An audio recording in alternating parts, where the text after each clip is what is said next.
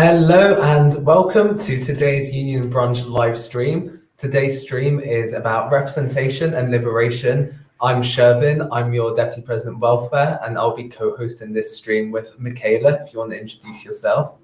Hi everyone, I'm Michaela, I'm the Deputy President Education, and welcome to everyone watching. It's great to see so many of you on this live stream. Hopefully you'll enjoy this. So as Shervin said, this is all about representation and liberation. So we will be talking about our two representation networks. We've got the Academic Representation Network, which is headed by me, and then we've got the Wellbeing Representation Network, which Shervin is leading. And then in the second hour of the live stream, about liberation and some of the liberation and community networks that we've got at Imperial. Yeah, that's right. So before we kind of bring in some reps to kind of talk about what this is all about, probably we'll start off with some very basic information about representation at Imperial. So representation is all about is all about the democratic process. So we have reps, hundreds of reps elected at all levels across the university. So reps for your year or your course, reps in your department, and reps in your faculty. We've currently got a round of elections going on right now, so hopefully you've heard stuff about our autumn elections where you can run to be a year rep or a course rep within your year or course, depending on what you're doing. Whether or not you're an undergrad or a postgrad doing a talk course or a postgrad doing a research course, there's going to be a rep there representing you, and there are plenty of opportunities for you to be that rep. Anything you want to add, Michaela? And as I was saying earlier, we've got two separate networks. So you can either run for the academic rep, and academic representation is all about anything related to your education. So that could be your tutorials, that could be your lectures, your labs, or even exams. So as an academic rep, this is the kind of things that you will be making sure work properly. As a well-being rep, this is more of a campaign role and generally caring about all the other stuff that you might encounter at university, which is a lot of things, such as financial issues, mental health, problems like that. So you'll be advocating for the interests of students outside of the classroom.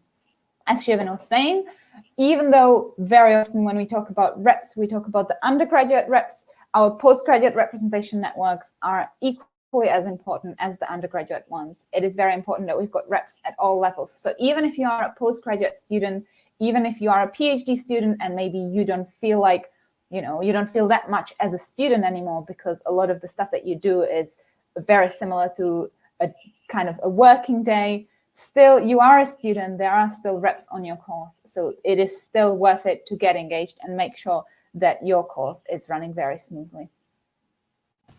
That sounds great, Michaela, very inspirational. So we are just we're just two of hundreds of reps in the system.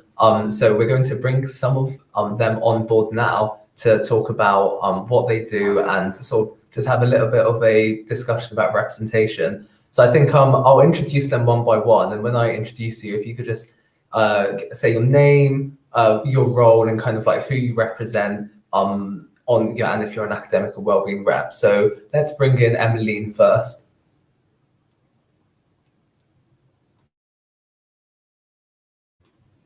Oh, don't forget to unmute yourself, Emmeline. I know, I realised. Sorry. Hi, everyone.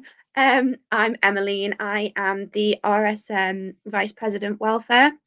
So what that means is that I'm the wellbeing rep, but for the RSMU, which is the constituent union of all students in the materials department and the ESE department, which is Earth Science and Engineering. Oh, okay. I was waiting for you to introduce the next one, Michaela. But Sorry. How about why don't we bring Anthea next? Hi, so I'm Anthea, and I'm the physics departmental wellbeing rep. So that means that I represent the undergraduate and postgrad students in the Department of Physics. And I'm the wellbeing rep, I think. Yeah. Awesome. And then finally, Danny. Hello. So I'm Daniel, the RCSU Vice President Education. The RCSU is the constituent union for all the students in the Faculty of Natural Sciences. and I'm the faculty academic rep. Thanks a lot. That's brilliant. So thank you very much for joining us today. It will be great to hear about some of your experiences. So I know that you all have been reps before. So maybe how about if we start with Anthea, because you're the youngest one here. How about you tell us about when you decided to run for a rep, what motivated you to run for the role? Yes, so I decided to run for being a rep, being a year rep in first year. So, and I think it was during, I think it was like the RCSU talk at the beginning of term, and they, they sat us all in a lecture theater and then told us, okay, you should run for rep. And I remember sitting at the back of the lecture theater and thinking, well, that's not really something I would do. Like, I never did that kind of stuff in high school. It's not really my kind of thing. And then I went home and I kept on thinking about it. And I don't know, there was something I couldn't shake about it. I was like, oh, maybe, I could do it. I'm at university, right? I can do whatever I really want. And so I think that day or the next day, I decided to nominate myself for rep. And I guess that was just kind of what motivated me. It was just like, it's something new. It's something different. It's a really amazing experience in general. And yeah. So it wasn't something that I had done before or anything like that.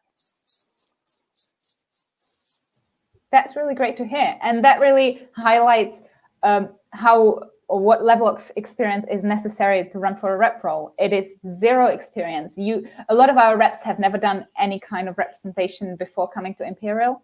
And that is okay, because when you run for a year rep or DEP rep, we provide training to prepare you for the role. And then you are supported by the whole network of representatives. So if you are a year rep, the DEP rep in your department will be supporting you to make sure that you are feeling well in your role. Danny, how about you tell us how you decided to run for a rep? Sure. So it's sort of a similar story to Anthea, where I didn't really have, much representation experience in the past. And when people spoke about becoming a rep, I was quite unsure as to whether that's something I would enjoy doing or be good at. But I became a year rep in second year, and in first year I didn't really do much to get involved in like my university experience. And I thought that I should be getting more involved, because I felt like I was a bit passive with just like not really talking to any lecturers, feeling like there wasn't that much of a community in my year group at least.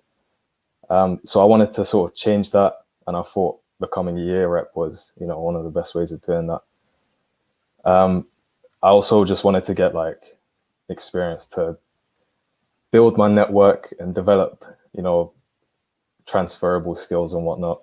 And I can say that, yeah, being a rep has definitely helped with that. So I'm happy I ran. That sounds really good. Thank you, Danny.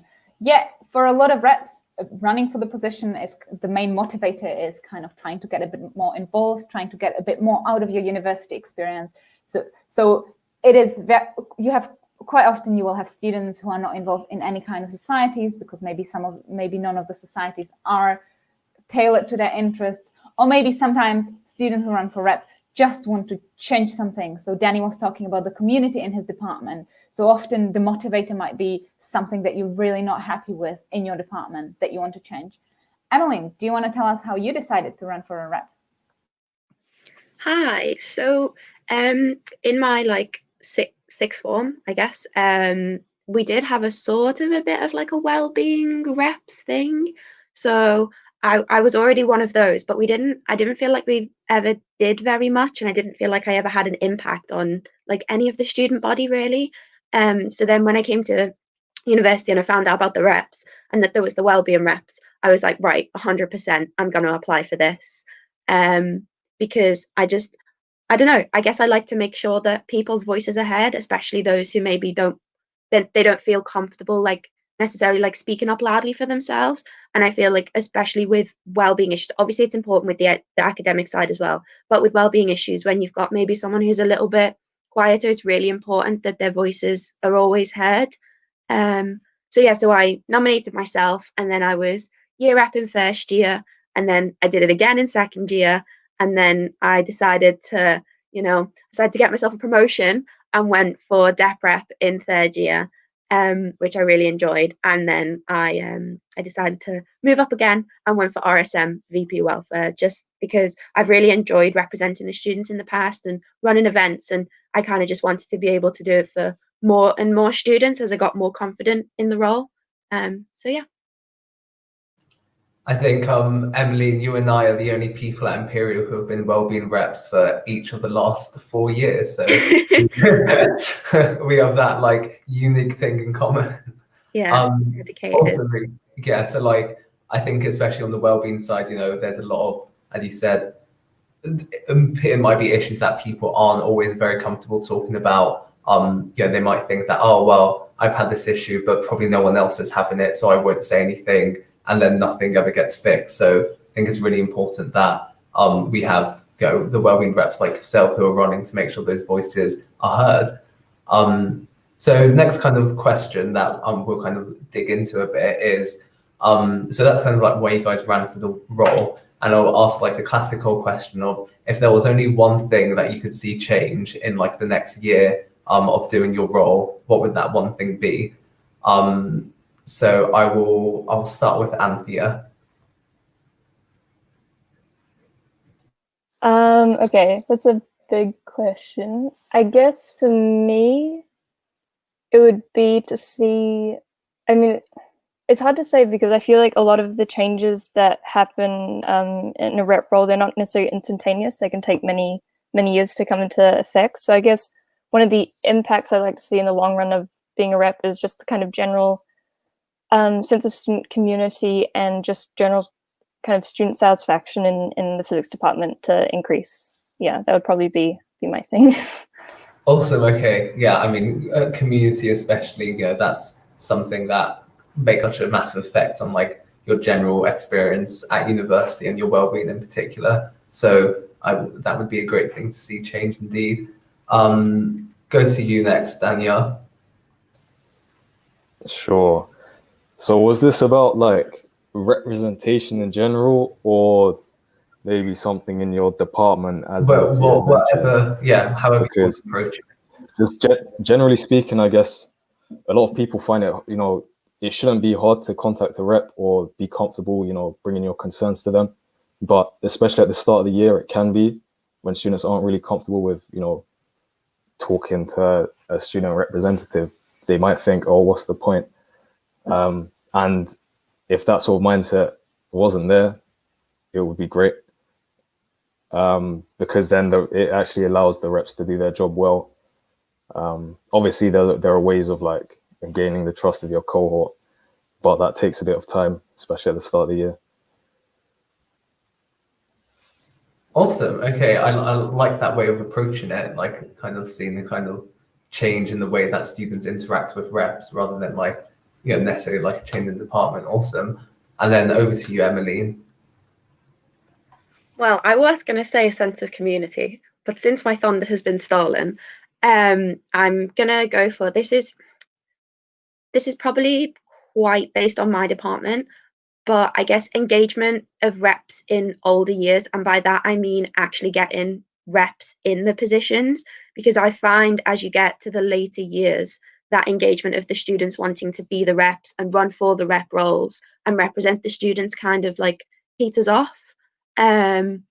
Or the other issue is you'll get one person who'll do it every year, and that's not a bad thing.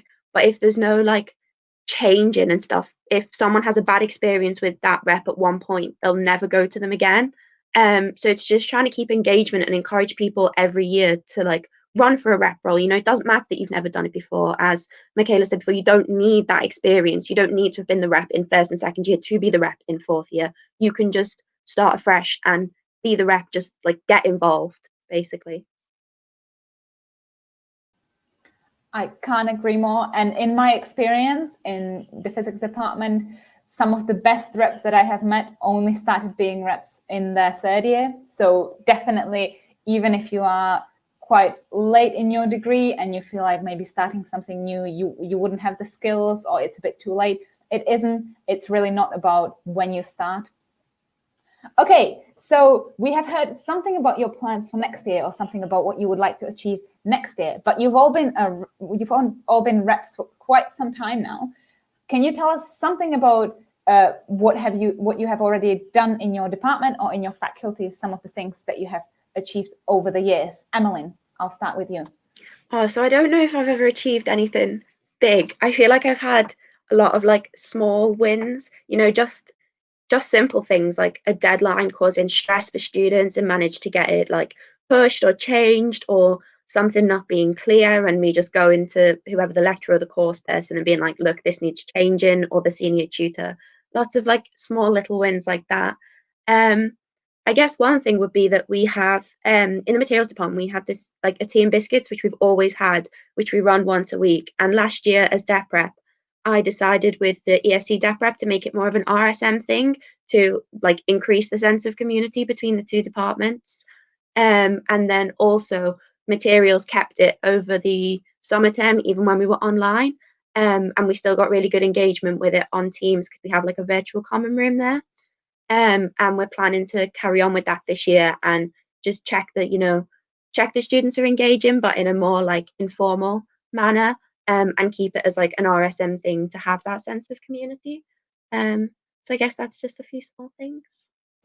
That sounds really good. And as you were saying, often being a rep isn't about, you know, achieving some massive things. The most important part of being a rep is being approachable and working well with the students in your department or in your faculty. So even if you don't achieve major things, as long as students in your department or faculty feel like you're approachable and you're building the community there, that is really what matters the most. Anthea, and of course, well, just to add to that, like, and you know, with being a rep, like it's important that you're responding to what the most important sort of issue in your year is or your department is at the moment. And it, you know, at the moment, that big deadline probably was like the most pressing, important thing causing people stress on everyone's mind. So being a rep is like about being responsive to that. And a lot of the time, you know, the sum of these small things leads to a big improvement in the experience for, you know, each individual student. Yeah, that's exactly right. Anthea, can you tell us a little bit about, so your team, actually, your Wellbeing Rep team last year won the Rep Team of the Year, the Wellbeing Rep Team of the Year. Can you tell us something about some of the events that you've run last year or some of the things that you did as a team? Yeah, so we did quite a few things throughout the year. So I guess towards the beginning of the year, one of our reps, Joseph, he set up one of the speakers from UN Women came to speak in the physics department, and there was kind of, you know, a really good presentation, a really good post kind of presentation discussion in kind of like a seminar style. And I think, you know, just like that sense of community and the sense of kind of like-minded people coming together and not necessarily talking about something physics, but something that all kind of related us, which was kind of women in the physics department, was really awesome to see. And then some other kind of, I guess, kind of representation kind of events. So things like making poster boards for LGBT History Month, running a movie night for LGBT History Month, having some mental health awareness day boards where people could write up like how, I think it was like how, you know, something that made them happy or it was on like a board, and it was all left up.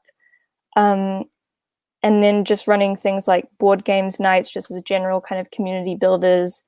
Those kind of things were really great. And I guess, yeah, and I guess just kind of as a first year rep, you know, having kind of constant communication with the department about things was really, I think, was one of the kind of really good outcomes of the year. Was that as a first year rep, I was able to have, you know, weekly conversations with our head of year and just like make sure that we were all on the same page and all kind of, you know, every time, you know, there was a big deadline or students were getting really stressed, they knew about it and knew what they needed to do next time. That sounds really good. And I can tell, I was a witness of all of these events that were being run in the physics department because I was a physics student last year, and I can tell you really a lot of events were being put on, and I think it was well deserved that the physics rep team won the Rep Team of the Year last year. But we don't just give a Rep Team of the Year to the well-being reps. We've got a Rep Team of the Year for the academic reps as well. And lucky us, we've got a representative from that team on the stream today as well. Danny, can you tell us something about what your team did last year to deserve the award of Rep Team of the Year? I certainly can, or at least I'll try to. So yeah, maths academic rep team under Lorenz, the dep rep last year. We somehow won the team of the year. I mean, we did do quite a lot, like in individual year groups, and every year rep was very engaged with their cohort. And I think it was like the sum of a lot of small wins, consistently, keeping in touch with year groups, being on top of all the issues that are coming up pretty much. And it was quite evident that people appreciated that, especially in my year group towards the end, during COVID, when, everyone was stressing out. I was trying to make sure that I was as approachable as possible. And yeah, it was evident that people felt, comfortable coming to a rep and talking about these things, like either issues with their course or, again, with COVID, just like confusion in general. And that's not something that I thought would be happening, because like I said before, at the start of the year, people don't, go out of their way to approach you. But then towards the end of the year, like over time, building that relationship with my year group, as soon as they started actually just approaching me out of nowhere, not out of nowhere, but being comfortable enough to approach me, I thought that was quite a success as a rep. But then just individual things like in my year group and in some of the other year groups, we were making sure that, learning resources were being posted on time. We actually got some lecturers to make like video tutorials to cover some more difficult topics that students requested. And this wasn't part of the course before. Also like getting more revision sessions for certain modules, but that's just some of the stuff that we did. We had like a tracker with maybe 60 actions throughout the year that I think almost all of them were successful. And I think that's why as a team we succeeded, because there was just so much stuff happening in each year group that we were keeping on top of and addressing. Awesome. Okay. That sounds great and sounds like a very worthy winner of the award last year. I think we've got time for 2 more questions, Michaela. What do you think? I think so. Yeah. Shevin, do you want to do the So I next think one? we'll end with the next one we'll do is what is some of the challenges of being a rep. So it's not always roses and walks in the park. So probably starting with Anthea, if you could some of the challenges you faced doing the role. I would say it's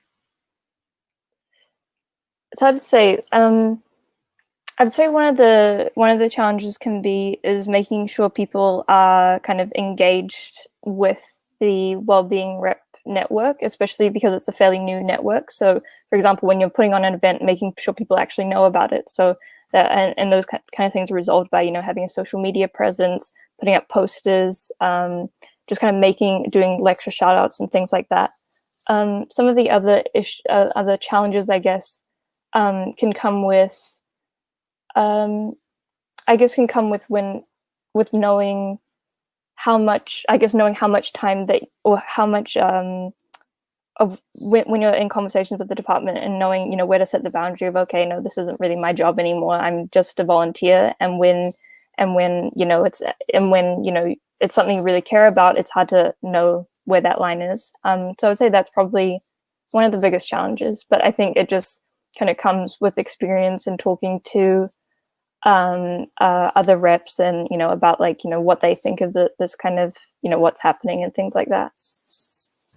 Awesome, great. Really a good kind of reflection on kind of your years as being a rep. Danielle, why don't we go to you next?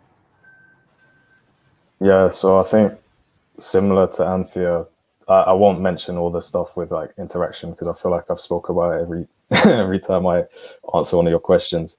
I guess some of the challenge, one big challenge is when staff sort of are very hesitant to make changes when students are upset at something, or when changes actually need to be made, they don't want to, even though they easily could.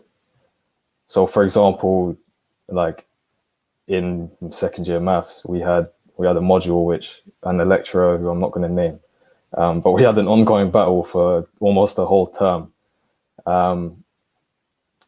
Just email communication like every week for like 5 or 6 weeks, and then we finally got to a staff student meeting, and we got like the head of department involved, and then they suggested a solution which would have been perfectly fine with us, with us students, and they were like, yeah, we could do this, but we're not going to do it.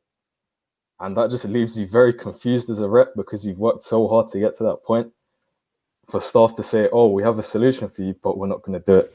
And that can be quite frustrating. But if you understand that, like, not everything you suggest as a rep will actually go through, then you should be fine. Like, you shouldn't be too upset if something isn't changed. Yeah, definitely. And I think like compromise and being able to recognize you're never going to get, well, you're not always going to completely get how you want to see it, and trying to find a solution somewhere in between is always really important. So then finally, Emmeline, some challenges about being a rep. Well, I guess some of them have already been said. So yeah, especially on the well-being side, as Anthea said, it's making sure that you know where your role like ends, and what kind of things issues you need to pass on, and you're just a volunteer, and you're just a student, and you're not like a qualified anything, and you have to pass people on, and sometimes it can feel harsh because you're kind of like washing your hands of it in a way, but it's not that. It's just because like you cannot provide that for another student. And as DEP rep as well, it's making sure that your year reps know that. So like ensuring that, they know where their role ends. And then on that point as well, as I mentioned before, getting reps in the older years, especially last year when I was DEP rep, we hadn't like, it was so difficult to get a rep for third year and then a rep for fourth year as well. In the end, for fourth year, we didn't even have a rep after the second by-elections. We ended up having to run an election ourselves. But yeah, it's just like, that was like a massive challenge for me trying to get that engagement.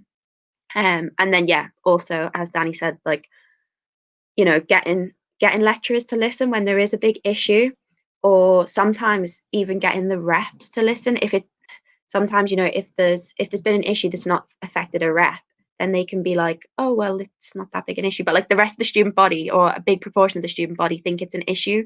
Therefore, it is an issue, and you need to bring it up in like student staff committees. You can't just say, well, it's not affecting me, so, it's not really that big an issue. That's not your decision to make as a rep. You're there to represent the students, not just the students, like, and yourself, like, more so than that. So yeah, and then getting lecturers to listen and getting that change made as well is sometimes a bit of a challenge. Very well said. Thank you, Emmeline. I think you touched upon some important things in your answers. So I'm going to just emphasize one thing that's very, very important. As a wellbeing rep, you're not there to provide any counseling services or anything. You are there just to signpost people to other services or to other staff members who can help them. And sometimes you said it may feel like you're washing your hands or whatever, like avoiding the person. But this is better both for you and for the person, because you're not a trained professional, and any advice that you give to students regarding their mental health or kind of anything like that could be actually harmful. We've got 1 minute left, so I'm just going to quickly go around and ask you for one top tip that you would recommend to students who are thinking about running for a position in our autumn elections. Danny, I'll start with you. Don't overthink it. Just go for it. Like, it's going to be a good experience. And, it's going to be whatever you make of it. So, yeah, don't overthink it. If you're thinking about it, just go for it. Thanks, Danny. Anthea?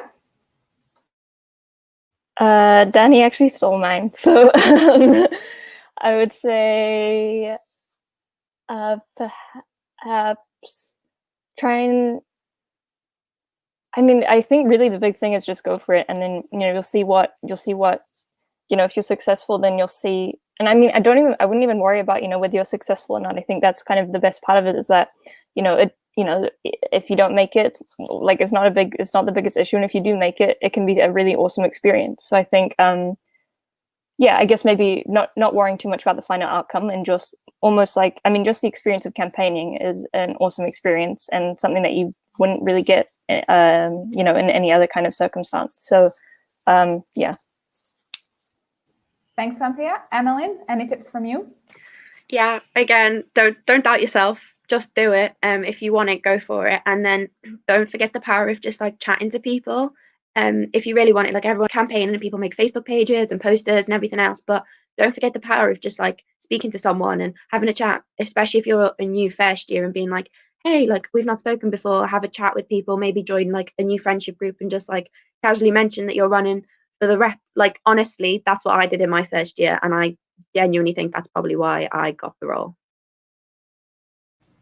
Very good advice. Essentially, if you need to pester people and like make them know that you're that one person who's very keen to do this, then go ahead and do it.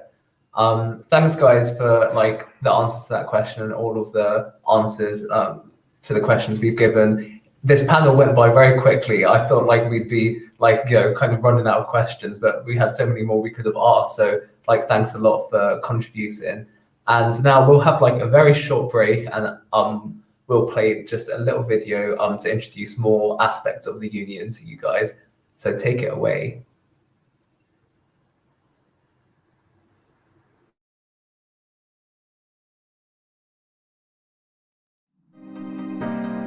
I'm Sam. I'm Ross. I'm Abs. I'm Shervin. And I'm Michaela. We're all students elected to lead the union full-time for a year. Our job is to make sure that you have the best possible university experience. As an Imperial student, you're already a member, and as president, it's my job to lead the student union. We are here to represent you. As the Deputy President Education, I lead a network of hundreds of reps who advocate for your interests both outside and inside of the classroom. Whatever you study, there is always a rep looking after both academic and well-being interests related to your degree. And if you want to be this rep driving change, run for a role in our autumn election. We facilitate your extracurricular activities. And it's my job as Deputy President of Clubs and Societies to support these. They're great places to try something new, make friends, and learn new skills. Arts, cultural, faith, sport, and recreational activities can all be found here. There's something for everyone.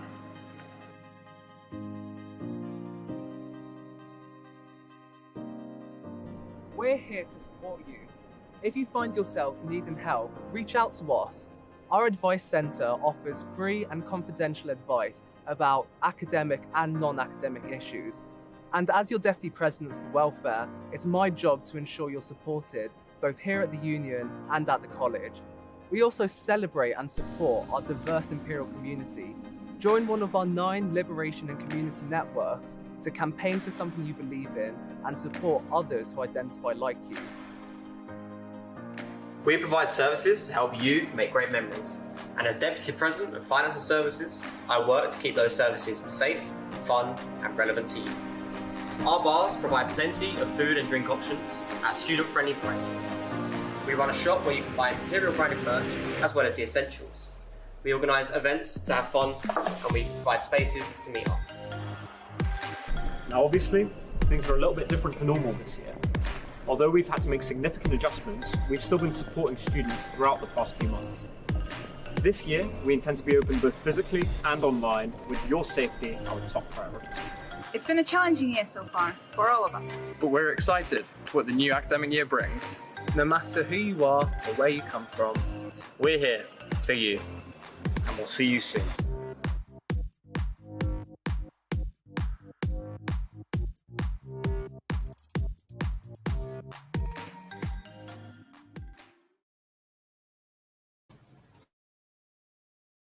wow, I've watched that video so many times in the last couple of weeks now. So next on the stream, we're going to do something that might go extremely badly wrong, but we thought of a little way of having a bit of fun whilst finding out a bit more about Michaela and I and kind of our roles and what we do. So Rachel, if you're going to help us out with this. Hello, producer, making an appearance for the first time in the last stream. She's not unmuted herself. That's rookie mistake. Hi guys. So as your producer, you can see there's a little angry react face. Hopefully that's not just come on when I've come onto the screen.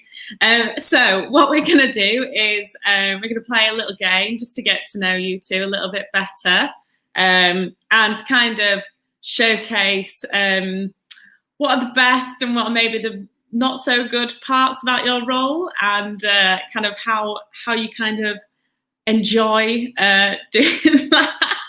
So you should have some pre-made balloons by your desk. Am I right?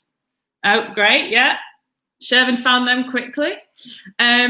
So what we're going to do, we're going to play a little game of kind of getting to know you, but at the same time, you will be kind of shown a balloon animal that you have to create or recreate at the same time.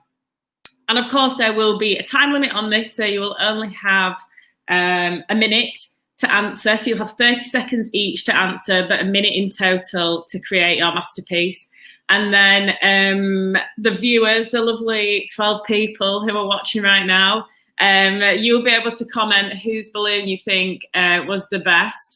We'll take a vote, and if everyone's feeling a little bit shy, then I will take on the role as the judge in that situation. How does that fit? How does it sound, guys? Does that sound good to you? It sounds like it's going to go amazingly well. And you're completely shocked and surprised by this. Yeah, I was wondering what those balloons that I definitely didn't blow myself were doing next to my desk. Yeah, I thought. Expect that after spending the morning blowing up balloons that we would actually use them? Yes, exactly. That is the magic of show business. So, first of all, I'm going to show you our selection of balloons. So you're gonna get a bit of a sneak preview of all of the balloons each time, and also just to let you know, you will only get around 10 seconds to actually look at the balloon as well. So not only is this going to be quite challenging in the sense where you've never done this before, you're actually not going to have it to kind of reference while you're making it. So that's also going to kind of hopefully spur you on a little bit, test that little memory of yours. So I think the first one that would look really great is the snake. Let's start off easy, shall we? Let's start off easy. So the snake, really take that in, guys. Really take that in. Okay. You got that? You can see that. And you're Imperial students, you've probably got photographic memories anyway. So I'm going to start the timer in a second. Okay, so the first question is, what is the most rewarding thing about your role? You've got 1 minute to create your balloon. I'm going to stop you at 30 seconds for the other person to answer. And Michaela, you're up first. So off you go. What is the most rewarding thing about your role? So I think there's obviously a lot of things that are quite rewarding about being a rep, but I think the most rewarding is actually working with the volunteers. So as the Deputy President of Education, I get to supervise. I'm sorry if this is really squeaky. I get to supervise all of the DEP reps and the faculty reps. And what's really rewarding is kind of like working with them and getting to know them. And oh my God. How about it's Shervin's turn now? Probably just sometimes you have people who, after you've done something for them, they do just say thank you, and that's always really nice when an individual student says thanks. So that's really rewarding. And yeah, a lot of the time those will be volunteers, and it's really nice to work with students. We've got 7 seconds. Anything else you want to add to that? Also, too late. Okay, so first up, we've got the snake. Can you just hold that so it's not where your name is? Okay, great. Oh, quite interesting. I know which one. I quite like right now. It was supposed to have 2 turns down here. Yeah, but I didn't know how to make that. Just to remind everyone what that snake actually looks like. Okay, down there in the right-hand corner. I'm putting some eyes on it. I think right now my favourite one has to be Michaela's, but I'm going to go to the comment section because we've had a comment come through. Oh, okay. This is a good more. I would agree, Alexander. That one's certainly, and it's got 2 eyes instead of 1 eye. Yeah. On this occasion, Michaela is winning. So okay. Now to move on to the next question.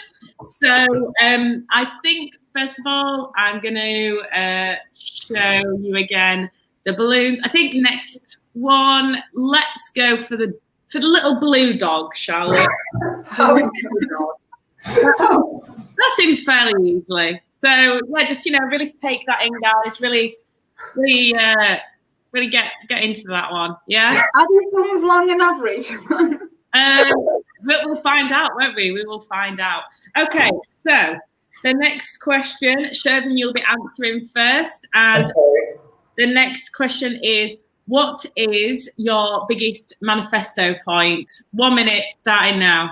Cool. Probably my biggest manifesto point is, and it's a bit of a continuation from something I was doing last year, so I did this role last year, is to develop our liberation and community networks. So we'll find out more about what those actually are later, but yeah, it's something that is completely new that I introduced last year, and I want to kind of make sure it's going properly, and before I leave, I want it to be well functioning and the like.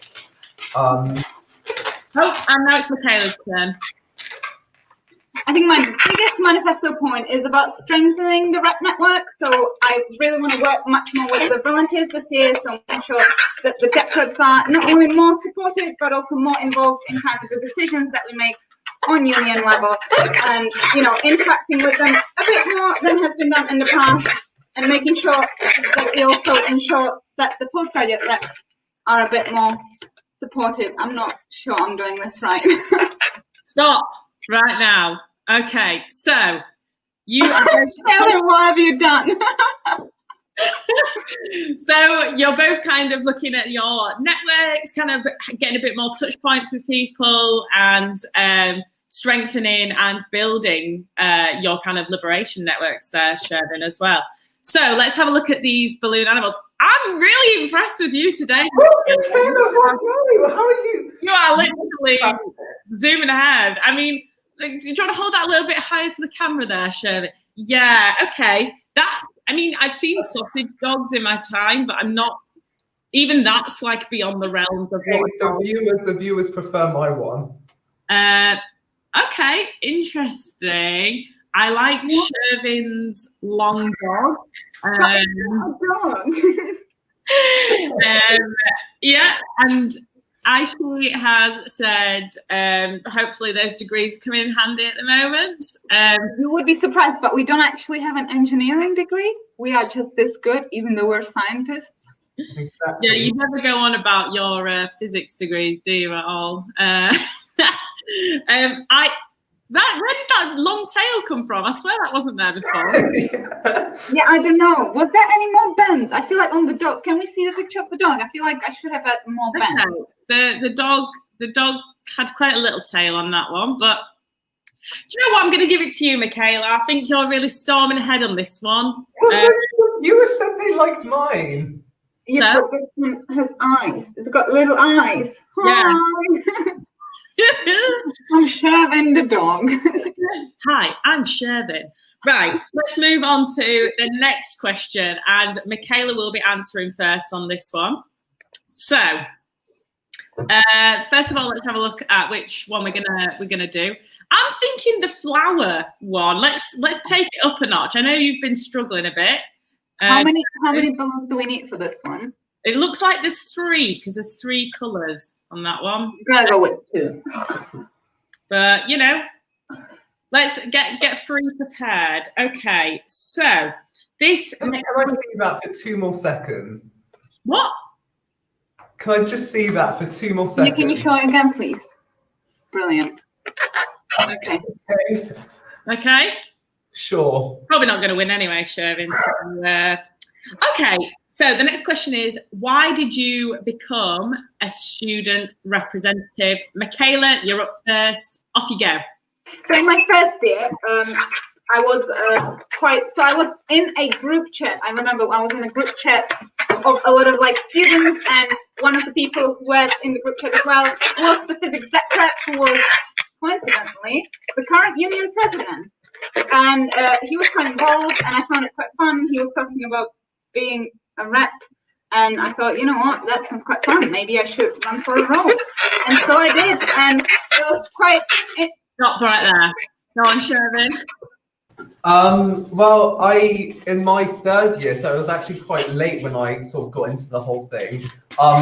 There was a by-election happening, and I just thought, like, you know what, I'm not really engaged in anything, and I kind of care about like welfare-related matters. So I wanted to find out if there were any welfare-related roles. So surprise, surprise, I asked our union president, our current one, who was in the RCSU at the time, and the RCSU welfare officer was up for grabs. So basically what you're both saying is ABS has really encouraged you into the roles, both of you. And do you know what? That's a big compliment, because I know that ABS definitely, that is looking a bit troublesome, Shervin. But I know that ABS hold you both in very high regard, so that's great to hear. Okay, let's have a look at these flowers then, shall we? Again, just to remind everyone what it was supposed to look like, it was the right-hand corner. And so this is the stem, this is the leaves, and this is the flower. And that's yours is, I just don't know. I'm not sure art is your forte. Let's have a look at some of the comments. Shirley, have you even bent anything? Did you do any bending? No, really not. Wait. It looks like Michaela is again a firm favourite on this one. No, Gabby said that before. Thanks, Gabby. I have never done this before, just for the record. Well, even so, I think we can all agree that Michaela definitely does have a gift with those balloon animals. It's not even an animal, actually. It's a flower. I would say Michaela's probably won that one again. Oh, here we go. Even though both worked on it after the time. Yeah, Alexandra. But this balloons, so it's much more difficult. You can't actually do it in 1 minute. I'm really sorry. Yeah, not even the guy on YouTube could do it in 1 minute. Yeah, but he was making a sword.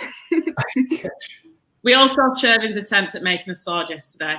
Right, let's do one more.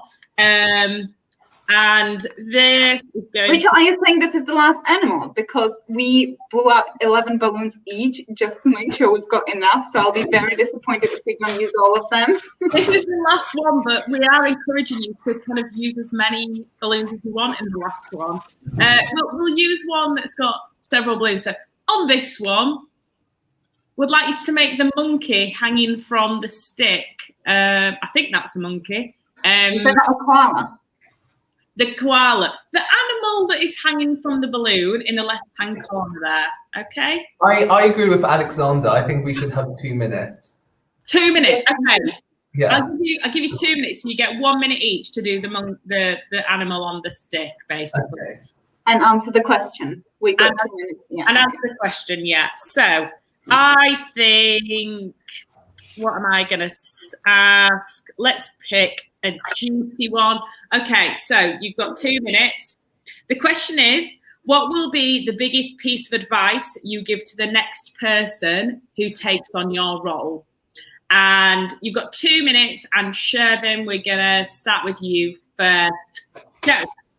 That's an interesting question. I guess probably one thing I would say to them is, I probably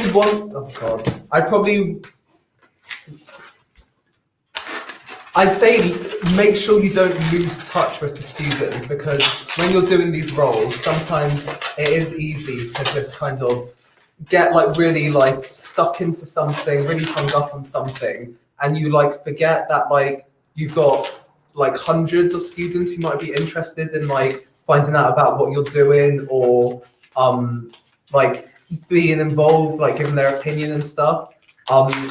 And also like making sure that you don't lose touch with the rep. So it's quite, again, like when you've got a lot kind of on your plate, you can. Excuse me, Michaela. What? What? No. Excuse what? Right, Michaela, you go. Your turn. So my advice is clearly, when you're doing a live stream, pick something as the competition that you have a natural talent for, because clearly this is me. But yeah, otherwise, seriously, I think the biggest advice for the next Deputy President Education is to make sure that you engage the reps from the very start.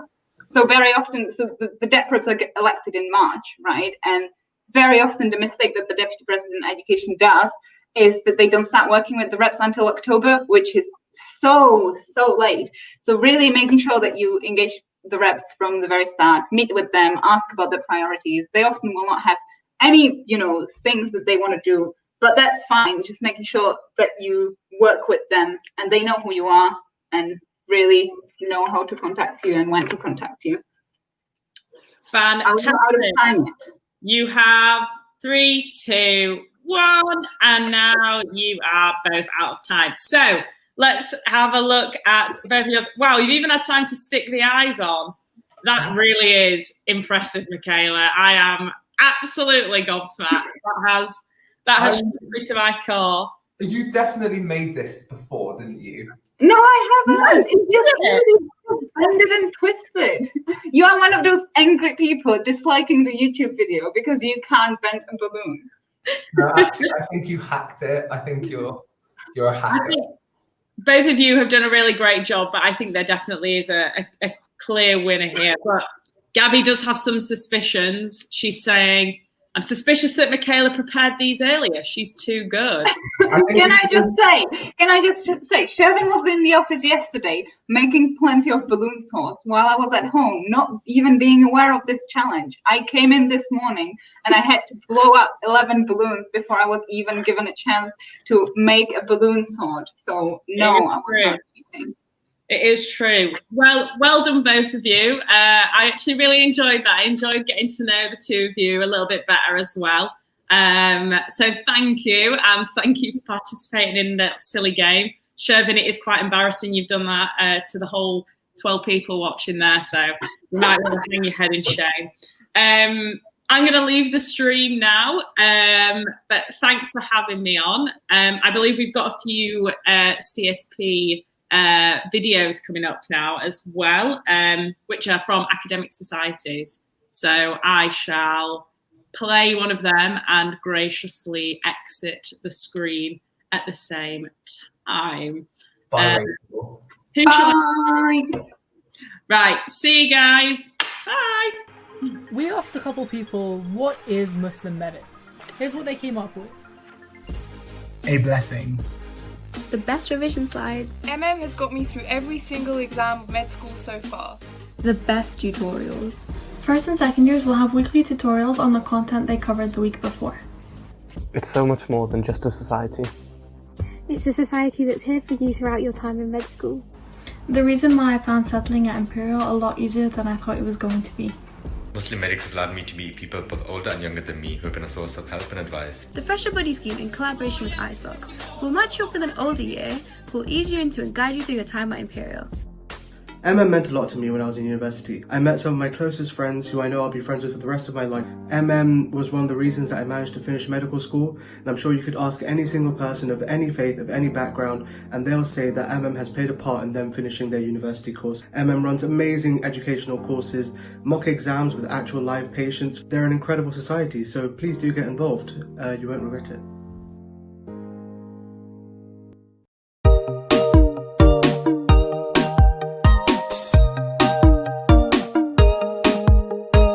DocSoc is a departmental society that is entirely focused on computing and JMC students here at Imperial. is one of the largest and most active societies with over 1,400 members. Every year, DocSoc organizes over 60 events, including academic, industrial, and social events. With a wide range of activities and number of members, DocSoc is definitely an integral part of student life at Imperial. Thanks to our wonderful sponsors, we run a whole range of industrial events, from tech talks to workshops. It's a great way to know more about companies, as well as to score some free pizza. On our academic side, we have a ton of varied activities going on. Our most popular ones are reading groups where lecturers present their research, and Python classes. We also hold a bunch of events about gaming and game dev. We even had our first game jam this year where participants had to make a game from scratch within 8 hours. On the social side, we hold a variety of events from bar nights to formal balls and even to international trips. Throughout term, we've gone on escape room adventures, cinema trips, theatre trips, and also our annual visits to the ice skating rink at the Natural History Museum. More recently, we've held a bunch of virtual events such as watch parties and virtual pub quizzes.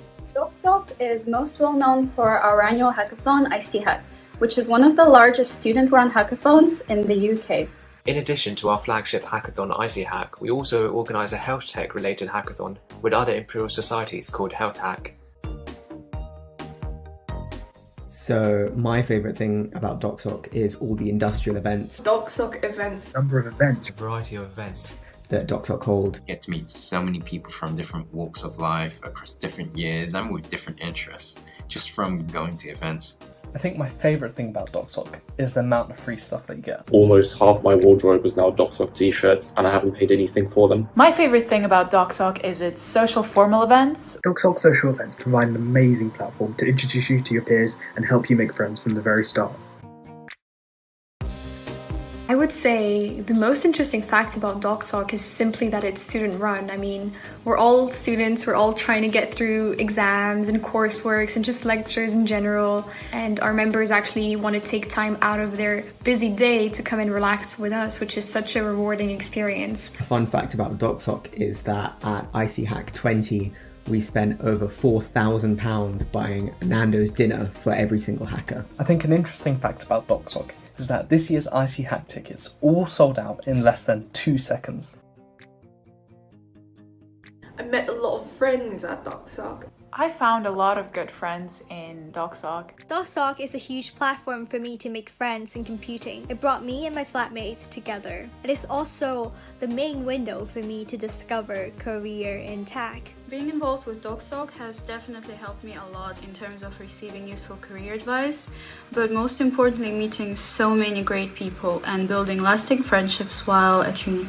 Personally, I managed to get an internship for a DocSoc sponsor by meeting them at IC Hack. I also learned a lot of organisation skills throughout organising IC Hack. I've had so many opportunities to organise things. DocSoc really got me into hackathons. I now know how to run a hackathon, I now know how to organise it. I think this experience is invaluable in computer science. Do I think DocSoc is the best thing about computing at Imperial?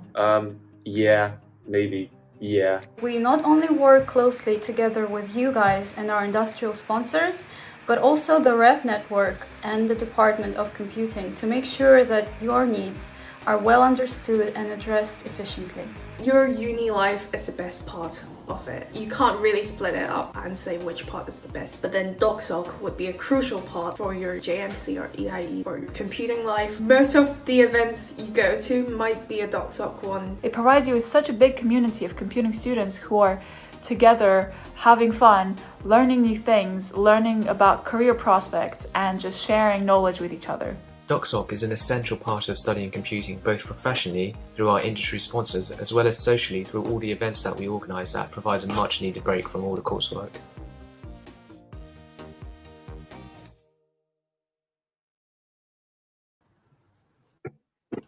Well, after my utter embarrassment with that panel, with that balloon game, I'm just about recovered.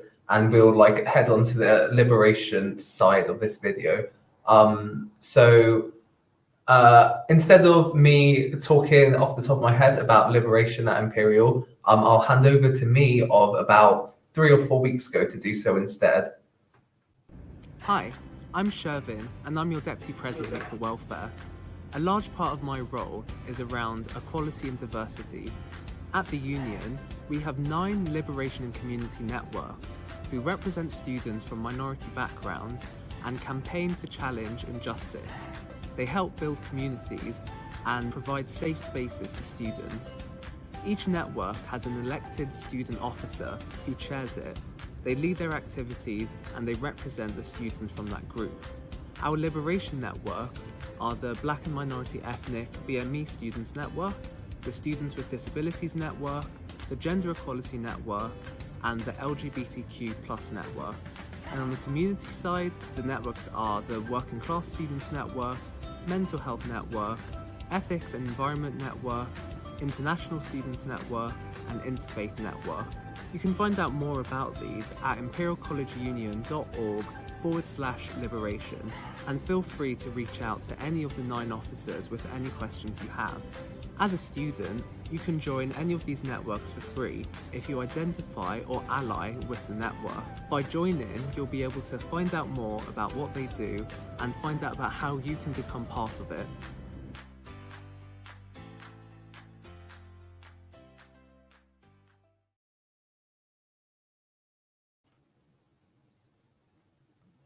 Oh no, where am I?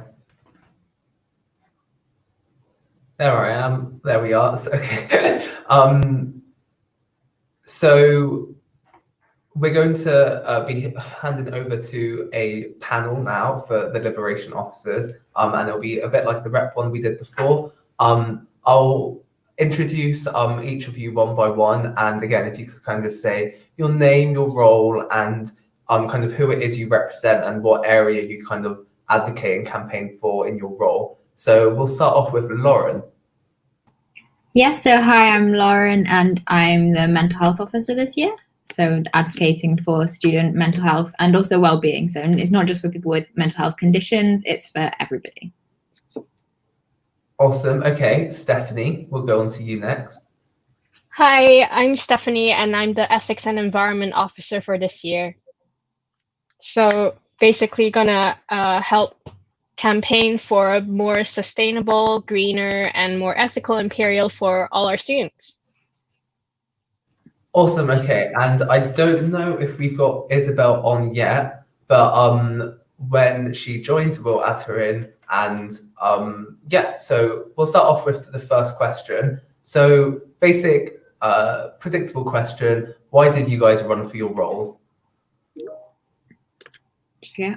So essentially, I just wanted to have the chance to make like a sort of tangible difference to mental health care at Imperial. So, like, you know, you've got everything, everybody's there sort of thinking they've got ideas and stuff, but you can't make them happen if you don't sort of run for it and start going for them.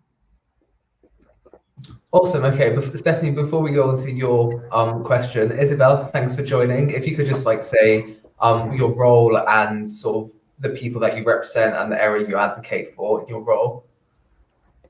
So I'm the international officer for this year, which means I represent all international students at Imperial. Awesome, thanks. Okay, so we were just the first question on the panel was just very basically why you ran for your role. I'm to give you a second to think. We'll go on to Stephanie next. So for myself, like I've always been kind of like passionate about environmental issues because about 10 years ago there was a science project in school and I worked on global warming. So after learning about this global crisis, I wanted to do my part to help and well avert this crisis to a certain extent. And like 5 years ago, I ran and founded an NGO with my friends. We're called Team Save Turtles. So we were aimed to help raise awareness about plastic pollution and human impact on the environment. And we did like social media campaigns, workshops, and beach cleanups. And back then, there weren't a lot of resources for us to extend the project as far as I could. And now that I'm in college at Imperial, I want to do what I can to help make Imperial a force of change to help make the world better. Awesome. Okay, sounds great. And Isabel, how about you? Why you ran for your role? Well, I'm an international student myself, and I've always thought that I've always noticed a little bit of a cultural barrier between international students and home students, which isn't a bad thing. I think it's good that we have diversity, but I just think I think to feel like you belong at Imperial is something that makes the Imperial experience a lot more valuable and something that you'll cherish for much longer. And so I just thought it was important um, for international students to feel like they belong here. And I personally also really enjoy sort of getting involved in the community and sort of giving back and serving the community. And so I just ran and I got elected. Awesome, thanks. That sounds really great. So in general, it sounds like you guys are all kind of fighting for a cause, and that's like what this is all about, right? Like trying to like have like something that you believe in, and then trying to like make that work through the sort of influence and collective power that you guys can create in your roles. Michaela, if you want to ask the next question. Yep. So as the Liberation and Community Officers, you're obviously trying to represent students or some interests that might have some challenges. So I would like to ask you about some of the challenges that are being faced in the area that you represent. Lauren, we'll start with you. I think with mental health, the main issue is that the cases are still on the rise. Like in our sort of age group, things aren't getting any better, and in some things which suggest it's getting worse. There's still a lot of stigma surrounding mental health issues. It's still like we've made a lot of progress, I think, but it's still not viewed in quite the same way as like a physical health issue. So, if you get a cold, if you get the flu, people go straight to the doctors. They're happy to say, oh, I'm ill. Like if you're feeling down, like it's not the same. It's still not viewed in like as equals. And I think that's what needs to change. And then also like, obviously the sort of COVID specific issues now. We're spending a lot more time on our own. People are feeling a bit disconnected. I think it's particularly hard for the freshers this year to like go out and meet people. And I just worry about what that could mean for mental health. And I kind of want to be able to address that challenge throughout the year. Thanks, Lauren. Yeah, I agree. Definitely COVID and its impact on mental health will be a big topic this year. Stephanie, do you want to tell us about some challenges or issues faced in your area? I suppose like the main issue like around the world is like global warming and climate change, human pollution, like fossil fuel usage. It's like a global issue that everyone faces, but specifically at our college for our students, it's like about raising awareness. And the good thing is like with social media and the internet, like campaigns are easily started and spread worldwide, like such as the Fridays for Future Climate Strikes by Greta Thunberg, or like the Extinction Rebellion. Like it's easier to get awareness raised. But the thing is, not a lot of people know how they can contribute to such like a big issue that seems so impossible to change or help about. And like that was me in the past as well. So, but there's also like the lack of recognition that there is an urgency to actually fight for a carbon neutral future, or like actually avert the climate change crisis. So like the main challenge is firstly raising awareness to people who aren't aware, and then encouraging people to take action, and finally like through these actions maybe like push for systemic change in our society and whatnot, and college. Thanks, Stephanie. That's such a good answer, such an important area that you're working in. Isabel, some of the challenges that are faced in your area.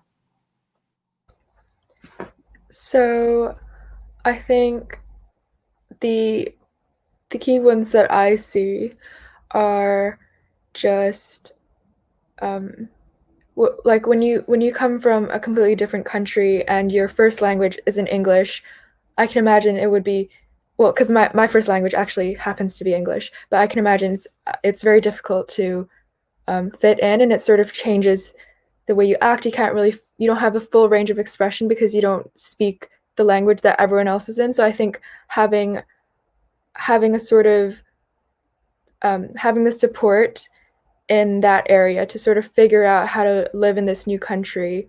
So that includes things like visa issues, opening a bank account, going to the doctor, just things like that, that if I went to a completely new different country, I would have no idea where to even go for this sort of stuff.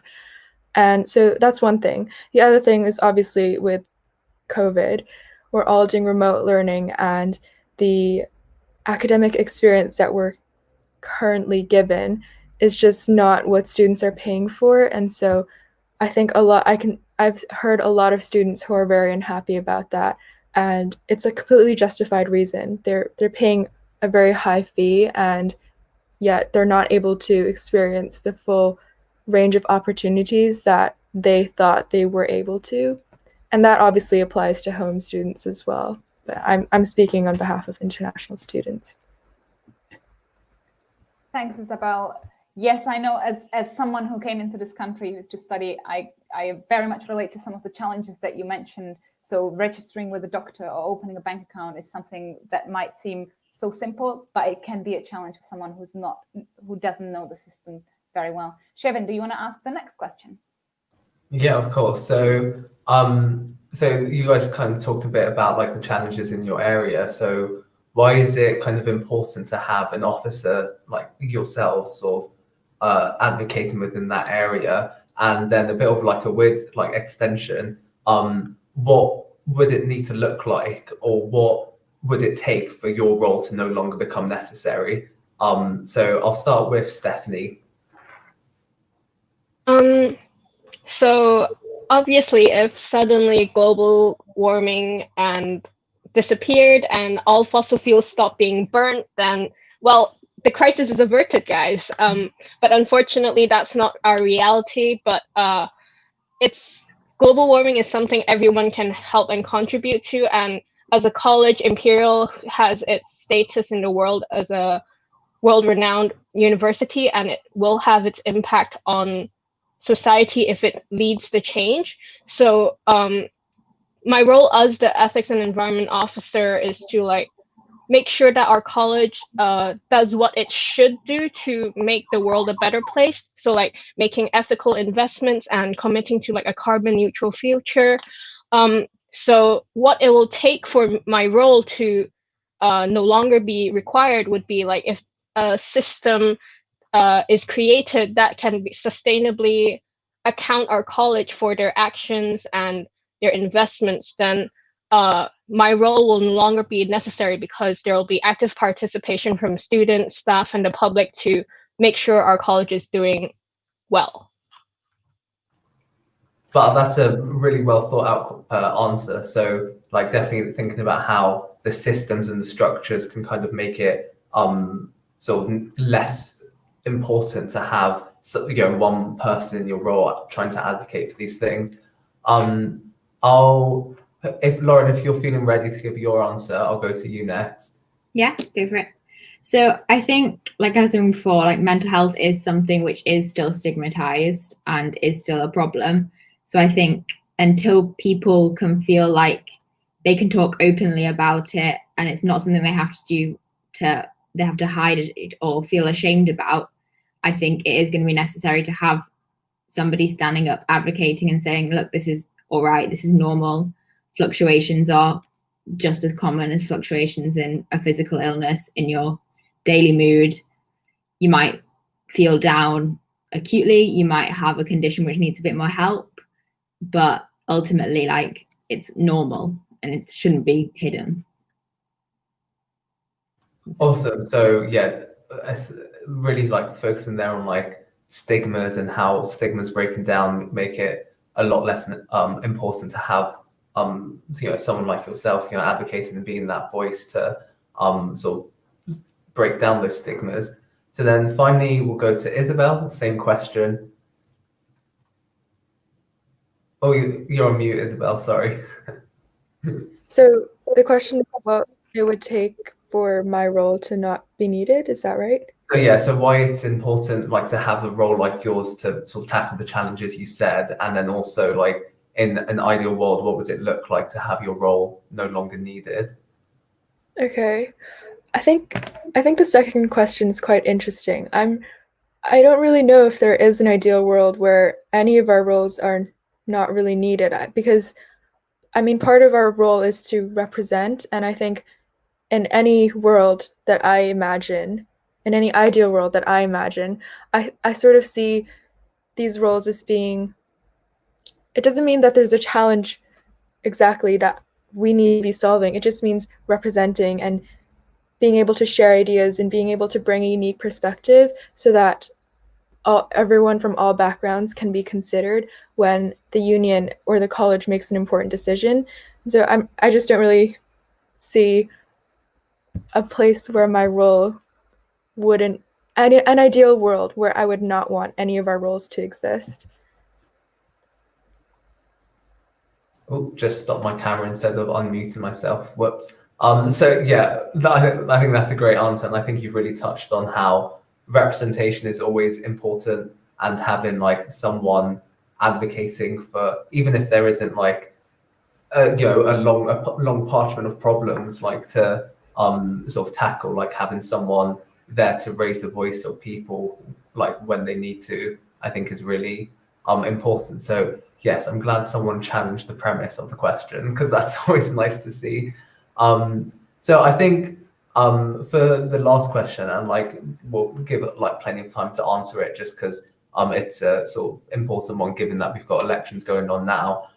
So we have as new this year, like you guys aren't working alone. So in these elections, we're electing roles into committee networks so that you guys can have kind of like networks of students to work with and like committees to work with.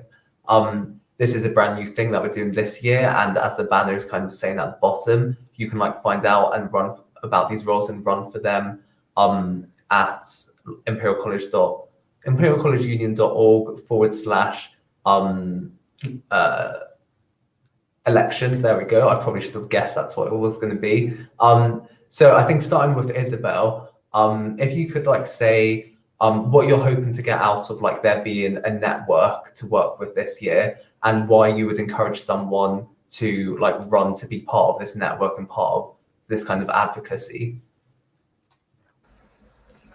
So I think, I think someone who should run for this role is someone who is interested in sort of making sure that the concerns and problems faced by international students are considered when big decisions are made. So this could be with regards to the types of events that are run, the way admissions the way admissions is publicized, I guess, and just all sorts of big decisions. And if they want to have a voice, and if they want to be the voice for their fellow international students, then I think that that's someone who should run for the role. Lovely question. Lovely answer. Thank you, Isabel. We'll go to Stephanie next. What did you answer?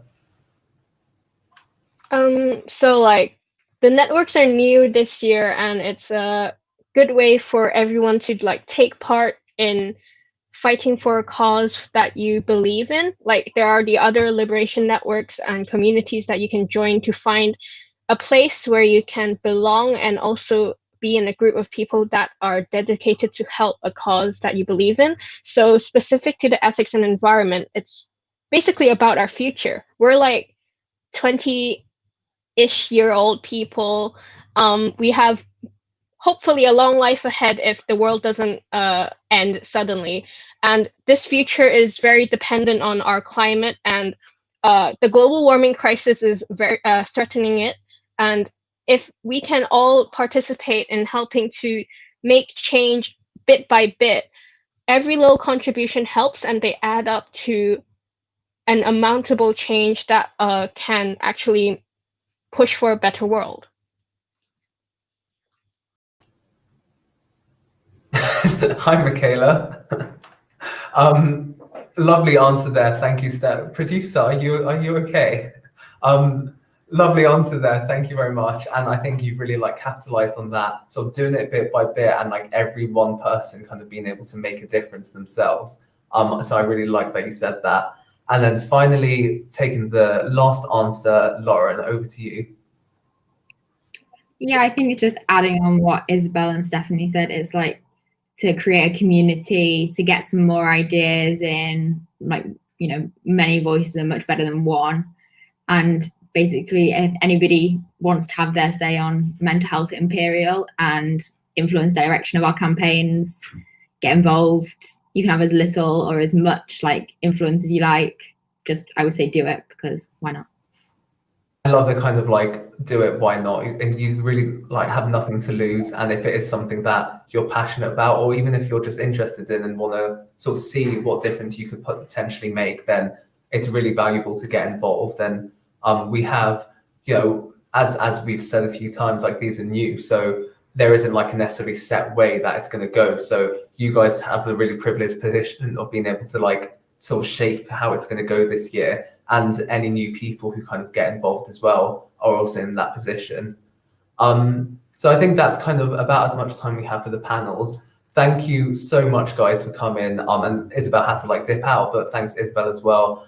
You gave some really lovely answers, and I'm like a really good sort of like insight into what your roles do and why they're important.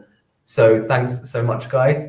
I think what we have next is, so at Imperial, it's not just sort of our liberation community networks who represent different cultures or different faiths or different sort of different like kind of minority and liberation groups. We have plenty of societies, clubs and societies and projects that also do this, and we'll start with our LGBTQ plus society, IQ, who will be telling us a bit about what they do. So take it away.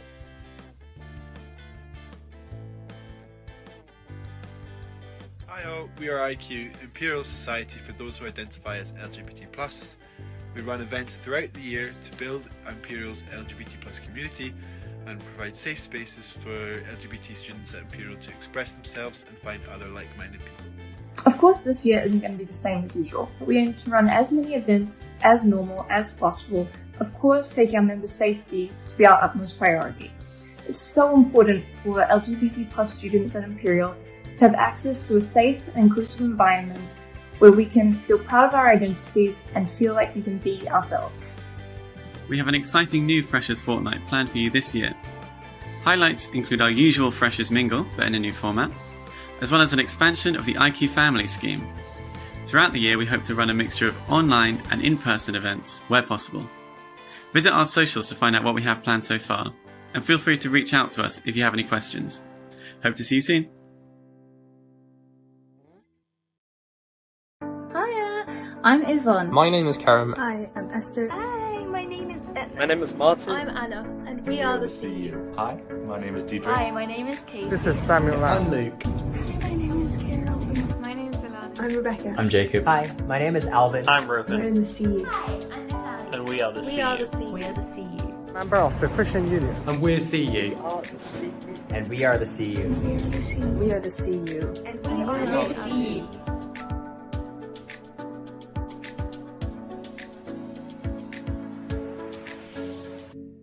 I love Jesus because He loves me. He gave me life. He's constant and eternal. He's the one who you can rely on. God actually does love me and God does care for me. I don't have to prove myself. and I'm looking forward to seeing you at the CE this year.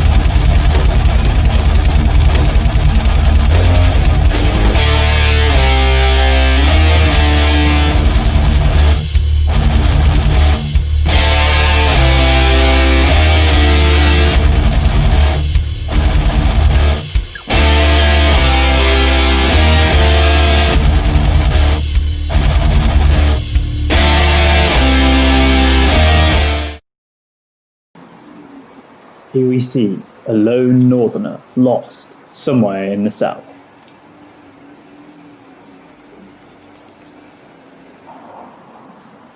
He is on the hunt for food.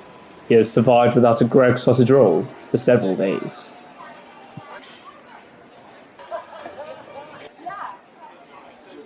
Excuse me, mate, do you know where Imperial College Union is? Excuse me? Do you know where Imperial College Union is? Must be a Londoner.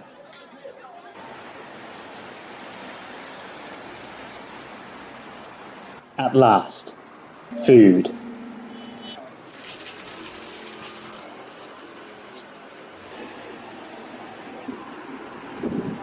Alright, mate, do you know where Imperial College Union is?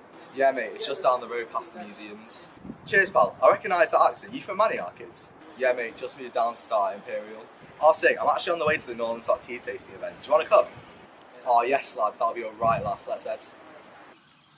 Against the odds, in a hostile environment, these northerners have made it to safety.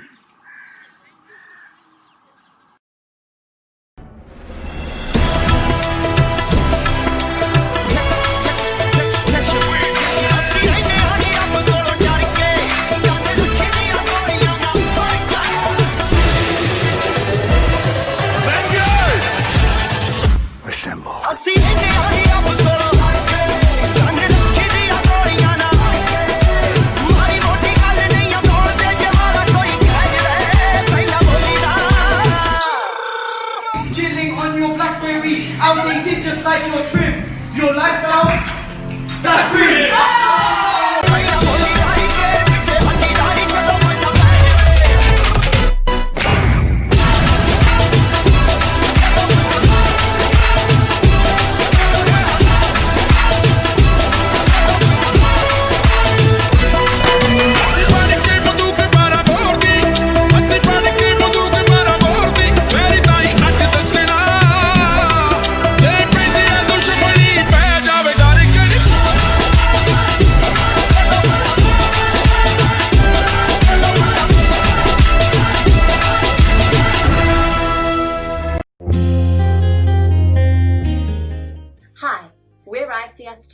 A student-led campaign group tackling sexual misconduct, sexual violence, and domestic abuse within the university and other higher education institutions.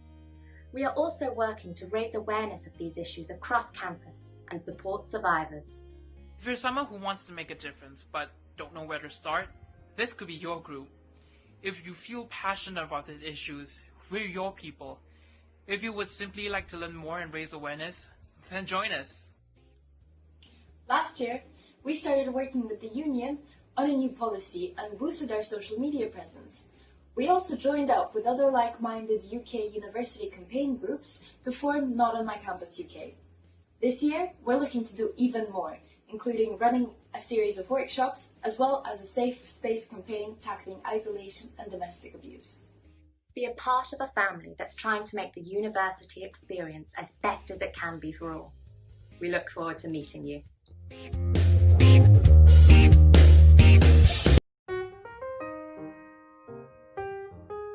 Hi, my name is Petchara and I'm the ESOC president for the year 2020. So for me, ESOC is like a small wholesome family. Every Wednesday we come together to garden in our secret garden that only our members have access to. In the garden we grow vegetables, we swap plants sometimes, we take wildlife pictures, and my favourite thing we get to do is we keep bees. Every year we sell our honey for society funds, and we also harvest our beeswax to hold beeswax classes, making lip balm and beeswax food wraps. If you're afraid of bees, you don't have to interact with them at all. And also, if you have no experience gardening, you're still welcome to join us because our head gardener will teach you everything you need to know. Besides our garden, we also hold talks where we've had top wildlife photographers visit us and also vegan nutritionists. Once a month, we also come together to talk about how we can make green changes on campus, and we have close ties with Greening Imperial, which are a group formed entirely for this purpose. Due to COVID, we're pretty short on committee members this year. If you're interested in joining our team, please let us know. And first years are more than welcome to apply. See you soon!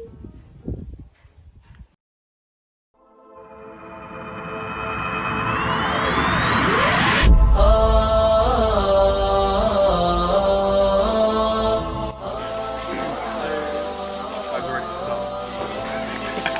سعيدا كن فريدا عش بفخر في الحياة لا تبالي فالمعالي بالتحدي لا سواه كن سعيدا كن فريدا عش بفخر في الحياة لا تبالي فالمعالي بالتحدي لا سواه بالتحدي لا سواه حرر النفس ولا تحيا هباء يا ربيعا أنت والعطر الرداء حرر النفس ولا تحيا هباء يا ربيعا أنت والعطر الرداء خذ قرارا وانطلق لا تنتظر ليس كل الناس أهل للعلاء خذ قرارا وانطلق لا تنتظر ليس كل الناس أهل للعلاء ليس كل الناس أهل للعلاء كن سعيدا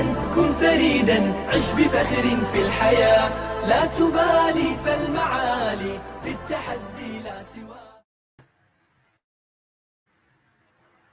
I just found the remnants of my dog that burst, unfortunately. But yes, it's not like it won anyway. But hi guys, so welcome to the last bit of the quiz of the stream. Oh, I just ruined what we're doing next. And a special guest to sort of be with us for the last bit of the last Union Brunch live stream is Abs, mirror. There we go. Abs, our president, there, up there. Cool. Abs, do you want to introduce yourself and tell us why you're here and what we're going to do next? Hello, I'm Abs. I'm the union president. I'm here because no one's kicked me out of the university yet. I wanted to say just a quick word about the videos we just saw, because I think a lot of them. I mean, they were really great on the whole, and a lot of those activities are really a really great way to get involved in some of the more like community-based activities at Imperial, basically giving something back and stuff. So yeah. Anyway, right. So we have a quiz. This is now we're on to sort of more important things, right? The quiz is about representation. The representation questions are all totally scientific. By which I mean they're about my opinion. So you score a point if you're closer to what I think, or if you guess the answer that I'm thinking of.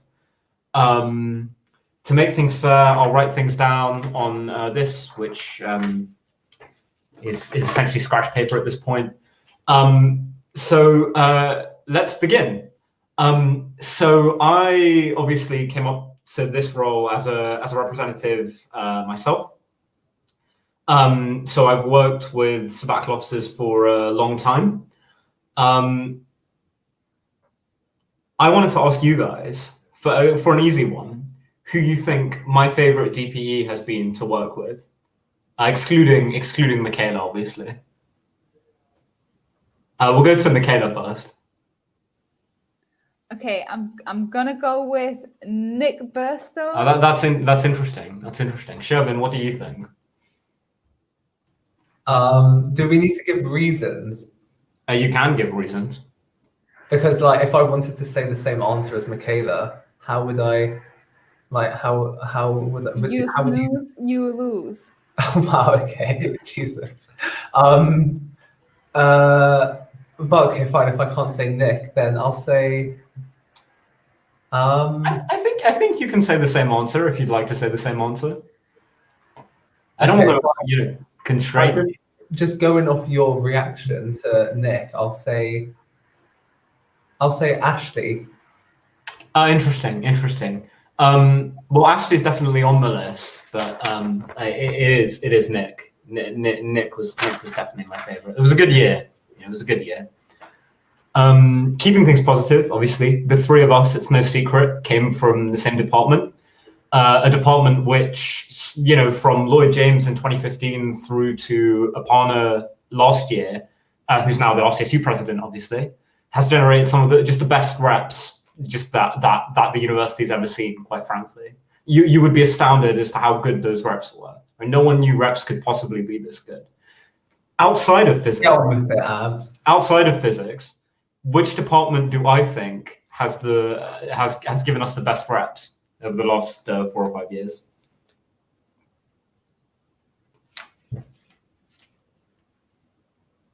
We'll go Shervin first, I think, this time. That's a good question. I've got sort of two departments came to mind for me. So if you get the second one, you can have half a point. Okay, sure. I'm gonna go with chemistry. Interesting. I'm going to say triple E. That's interesting. Okay, so Triple E was actually my second. So Michaela gets half. My top seed is actually life sciences. I think they've just been some incredible. I mean, Isabel was on the stream just earlier, and she's like a great example of an excellent rep. You'll remember, was it Natasha, the wellbeing rep, the first year that you were in the faculty role? And obviously Yiju, who was so strong that I actually endorsed him for the academic affairs officer role in 2018, so 2017. Shame he didn't win, and you were left with someone else, someone less effective, whoever that was. Yeah.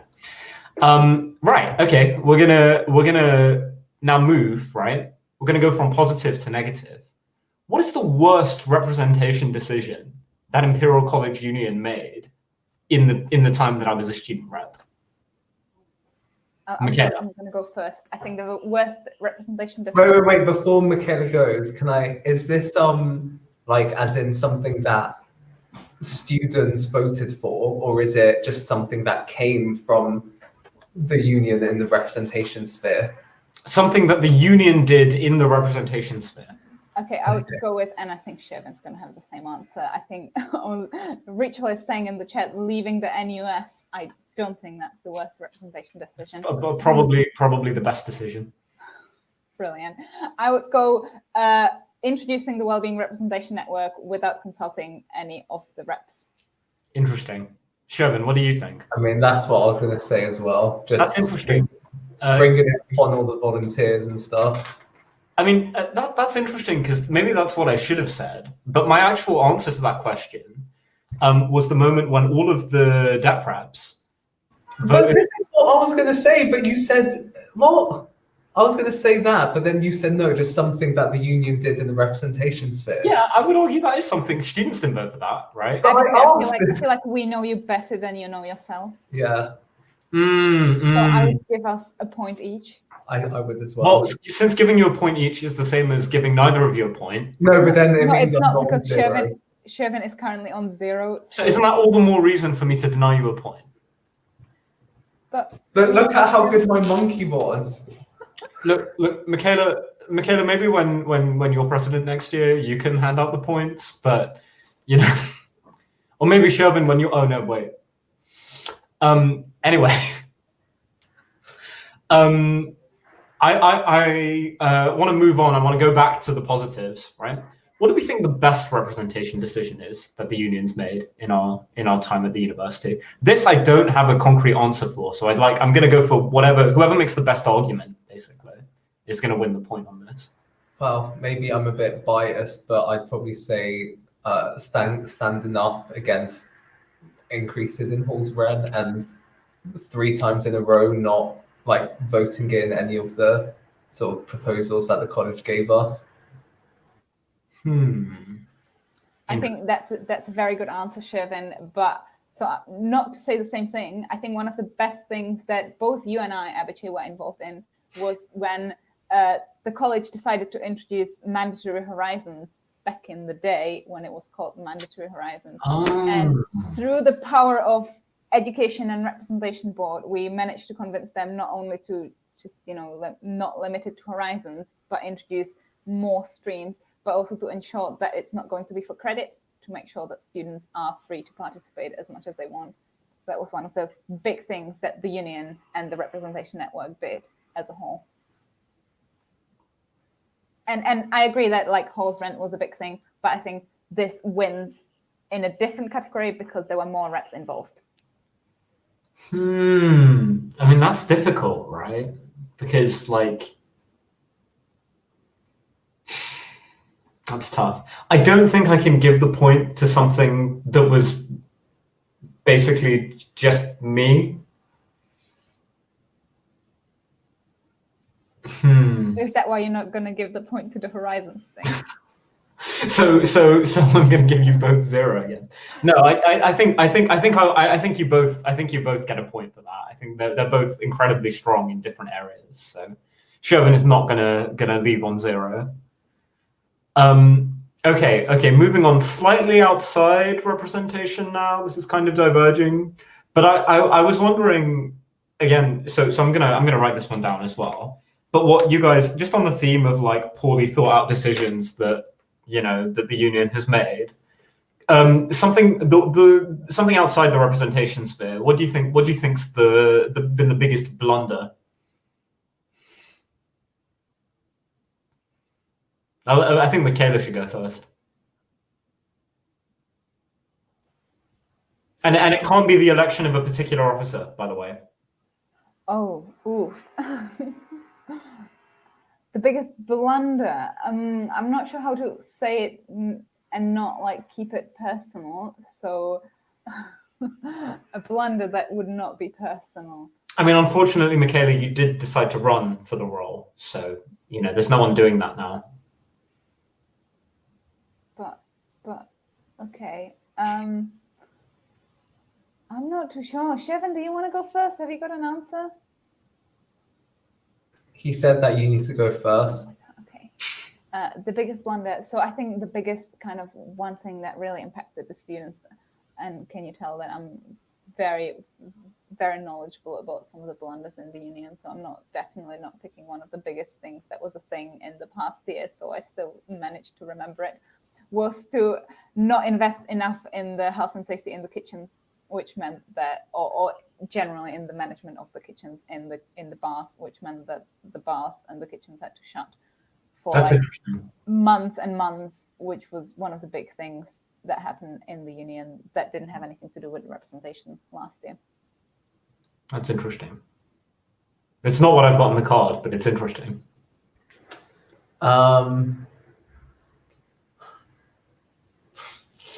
I'd probably say not kind of, and this was a while ago now, but not writing a not sustainable, but a strategy that would still be relevant in kind of like 2 or 3 years' time. So like sort of not just, we kind of came in and we realized that there wasn't really a long-term vision that we were like contributing to. So it just felt like the union had been floundering for quite a few years. Or a short-term vision, indeed. The thing that I wrote down actually was breakfast.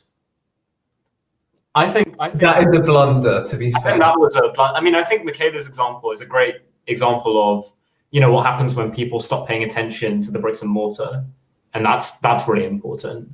I think when it comes to the example you raised, Shurv, I mean, I've got the strategy document here. It's very glossy and it's very nice, and there are lots of Wi-Fi symbols and stuff. But it doesn't say a lot about what matters to students. But I think breakfast is almost a paradigmatic example of a decision that the union took in a bygone era that really no one was interested in. The scrambled eggs in the library were plenty good enough, I think, and the students thought so too. Okay, now we come to a round I like to call the gentle nudge, where I ask you which former SAB most needs to get out of Imperial.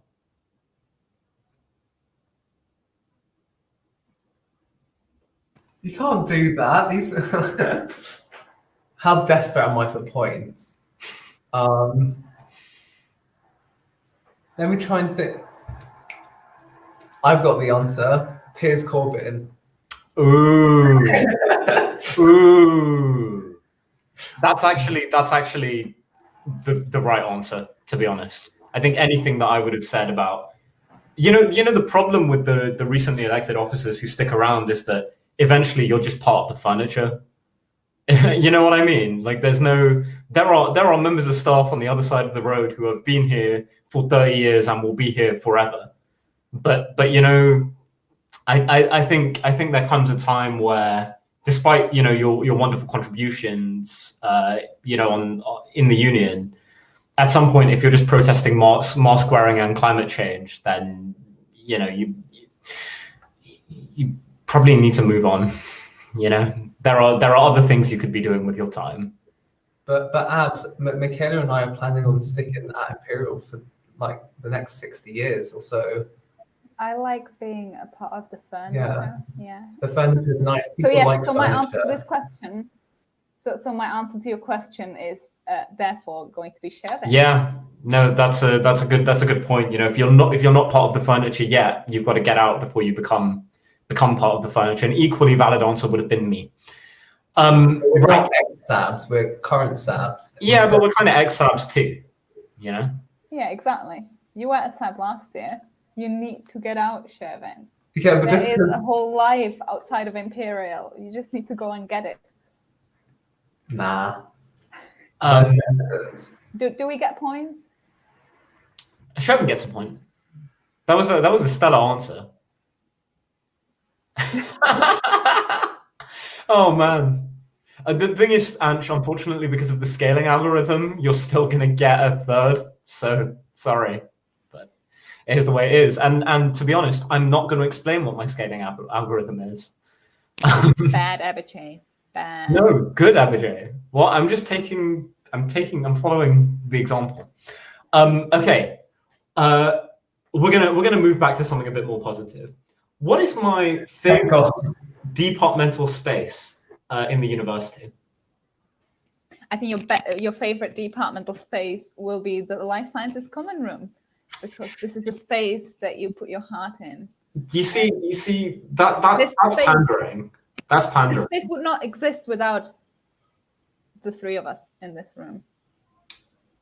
That's true, but unfortunately, this room is not a Life Sciences Common Room, so I'm going to move to Shervin and see what he thinks. Well, I know you're really weirdly in love with the Physics Common Room and talk about it as much as you can, so I'm going to go with the Physics Common Room. You see, my actual answer was the sort of, can you call it multi-use space? It's mostly like ad hoc working space and a common area in the hallway on Skempton level 2.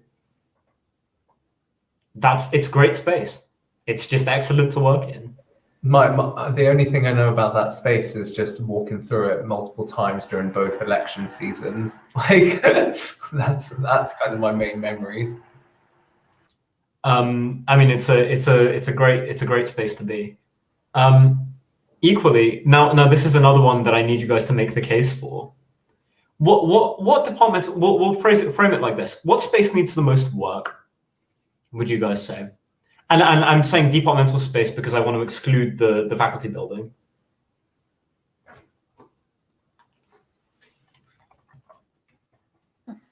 I'm just wondering what kind of work you would be doing in the faculty building and whether that would involve moving any furniture by any chance.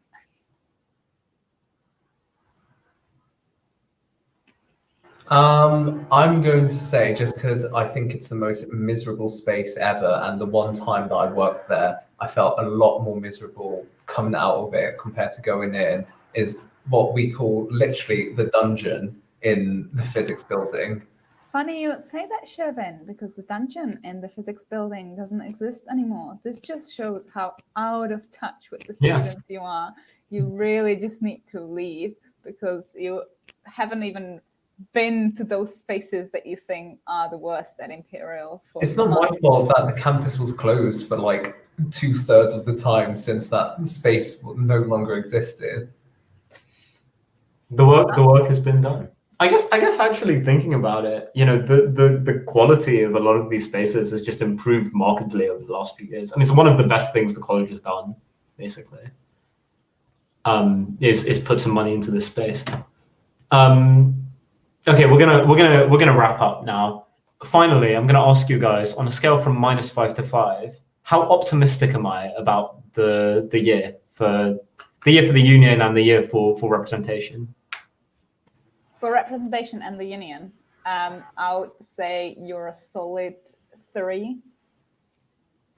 I would say you probably wouldn't choose to end this stream on a downer. So I will go just so I can maybe be closer, 3.1. Oh, well, you're actually further because I'm a 2. No, I mean I'm quite positive about it, but it's cautious optimism. That's a 2, you know. And I think there's definitely a lot to look forward to. It's exciting times. I certainly feel a lot better having been able to come back in and interact just a little bit face to face, even though, you know, there's still a lot of time where we're working from home, working off site. And I hope anyone watching also has the opportunity to sort of, you know, engage a little bit with people. It just improves things markedly. So yeah, all right, that's the quiz. Thanks, Abs. Dare I ask what the final point tally was, Michaela? Yeah, it was. I won. I think it's about 8.5 to Michaela and 1 to you. I think Shevin got 2 points. Shevin got 2. So does that mean you're like 4.25 times better at being a rep than I am, Michaela? Approximately, give or take. I see. Okay, cool. Excellent. But we knew that before anyway. Excellent. Thank you. Great. Well, this has been a really depressing live stream for me. I've realized that I have no talent in anything creative. And also, I just don't know this guy that I've worked for the last year and 2 or 3 months. That's all. So excellent. But seriously, guys, thank you for people who tuned in. I think like we'll probably end the stream now, actually. So just to remind everyone again, it's been coming, you know, on the banner at the bottom of the screen for a lot of this stream, our autumn elections, where we elect all the people that make all of this representation stuff we've been talking about and liberation stuff possible. They are currently ongoing. So the nominations to run for these close next Tuesday. So you still got a few days to find out about the roles and to run for one if you want. Michaela, wanna? But as our reps were saying in the earlier panel, if you are thinking about running, then just don't overthink it. Go to imperialcollegeunion.org/elections and nominate yourself right now. You never know where you will end up. I think all of us who are in the live stream today will agree that running for a role in the elections has really shaped the Imperial experience and really changed their life for some of us, definitely. So yes, thanks a lot. And before, just to also close off, remember our virtual welcome fair is still going on, especially like a bunch of the cultural societies and academic department societies. You'll be able to find out more about them in the fair. So like have a look at it there. And then now if you want to close us off, Michaela, sorry for interrupting you. Thanks a lot to everyone watching, and hopefully we'll see you around campus or at some of our other virtual events. Bye. Great. Thanks everyone. Bye.